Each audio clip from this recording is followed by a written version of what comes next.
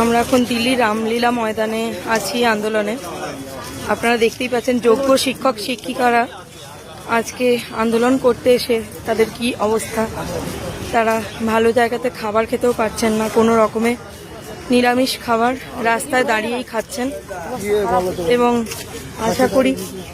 আশা করি এই যে আমাদের এত খারাপ একটা পরিস্থিতি, এত খারাপ একটা অবস্থা, সেই অবস্থা থেকে শীঘ্রই আমরা মুক্তি পাবো।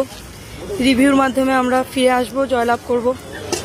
আমরা নিরপরাধ যোগ্য শিক্ষক শিক্ষিকা, আমরা কোনো রকম দুর্নীতির সঙ্গে যুক্ত নই। তাই আমাদের চাকরি সরকারকে পুনর্বহাল করতেই হবে এবং আমাদের জয় আসবেই, এই নিয়ে আমরা নিশ্চিত।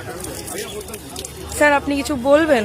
এই যে এইরকম একটা পরিস্থিতি, এরকম খাবার খাচ্ছেন রাস্তার উপর দাঁড়িয়ে, এইরকম ভাবে তো কোনোদিনও খাননি বাড়িতে? না, এর আগে কোনোদিন খাইনি। এটাই আমাদের লড়াই, জীবন জীবিকার লড়াই। এই লড়াই যেন আমরা ভালোভাবে ফিরতে পারি, জীবন থেকে আমরা ফিরতে পারি, এভাবে খাওয়া দাওয়া করে যেন আমাদের আশা পূর্ণ হয়। ধন্যবাদ স্যার।